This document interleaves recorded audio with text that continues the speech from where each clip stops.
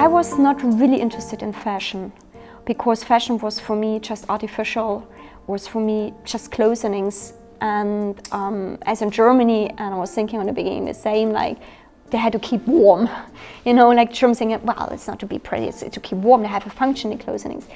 But as I'm a visual type, I like the beauty.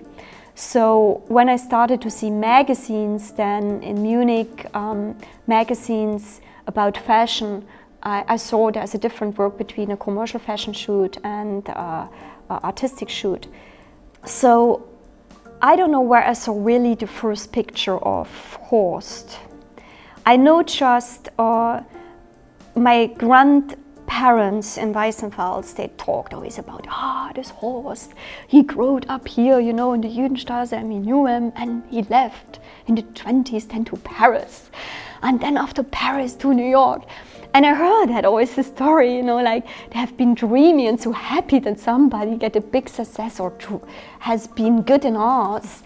I heard this name, all my children were always thinking, who is that Horst, you know? And when I looked to the photo books then, I discovered his work. And I was thinking, this is that work what they're talking about? I think this is amazing, I can't believe it. And I was telling to myself, it is fashion. If this can be fashion, I'm very interested because it was arts.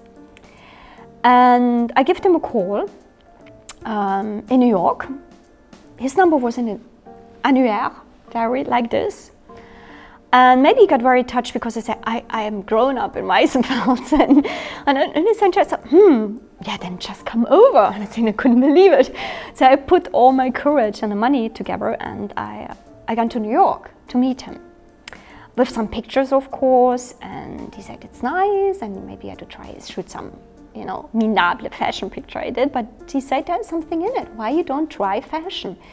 So it started to work in my mind. Maybe I had to try it, and as I was a photographer, a travel photographer, it's different because you are always somewhere. That means you move, and you move in your head. And you physically, you move. So I have worked always with a 35mm Canon camera. And when I felt at that time as well, I want to settle a little bit more down. I was already 29 and then my private life changed and I want to move to Paris.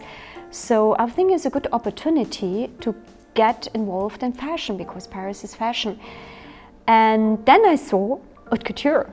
And then, of course, I saw Christian Lacroix, how he worked, Mr. Valentino, Karl Lagerfeld, and I was thinking, this is not fashion. That's crazy, that's art. It's something really so professional and so talked about details.